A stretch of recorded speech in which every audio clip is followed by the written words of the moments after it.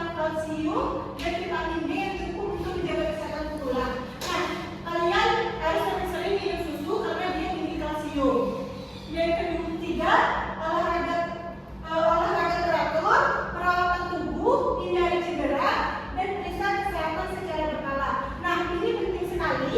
Kita harus periksa kesehatan di rumah sakit atau puskesmas terdekat minimal sebulan sekali. Nah, kita sudah mempelajari tentang penyakit yang biasa segera kita, penyebabnya apa dan pencegahannya apa. Sekarang Ibu akan membagikan tugas.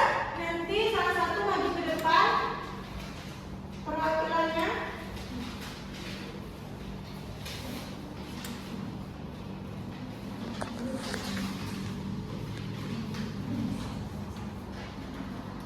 Ibu kasih waktu 5 menit ya. Kalau ada yang nggak ngerti, tanyain Ibu langsung.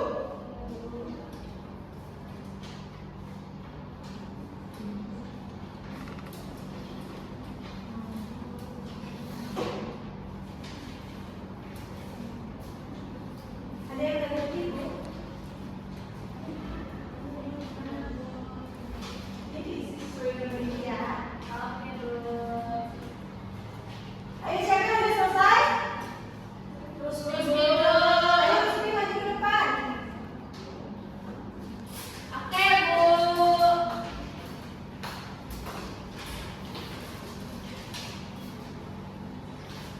Jadi dari 3 gambar ini, yang pertama itu ada kyphosis, kedua skoliosis, dan ketiga lordosis. Yang pertama, sebutkan nama kelainan tulang belakang yang ditunjukkan pada gambar dan deskripsikan perbedaan bentuknya.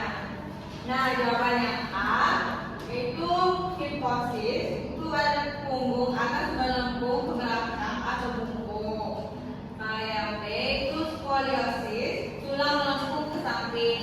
Kalau yang C itu lordosis, tulang punggung bawah melengkung ke depan.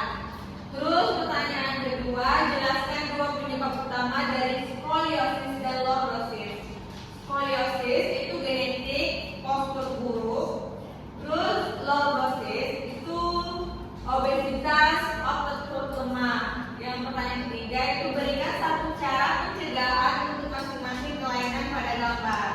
Skoliosis itu latihan postur, lordosis itu jaga berat badan, terus kyphosis itu latihan peregangan. Sudah, Ibu. Makasih Rusmi, jawabannya betul sekali. Sama semua jawabannya? Sama, Bu. Nah, berarti kalian sudah memahami pembelajaran kita hari ini. Mari kita simpulkan sama-sama. Kita hari ini sudah mempelajari apa saja tadi? gangguan pada rangka, Bu. Ya, kita sudah mengetahui apa saja penyakit yang menyerang sistem gerak kita. Itu ada bagian utama itu ada tulang, otak, dan sendi. Dan kita juga udah mencari belajar tentang pencegahan dan penyebab terjadinya penyakit sistem gerak. Nah, kalau begitu sebelum kita pulang, mari kita ucapkan hamdalah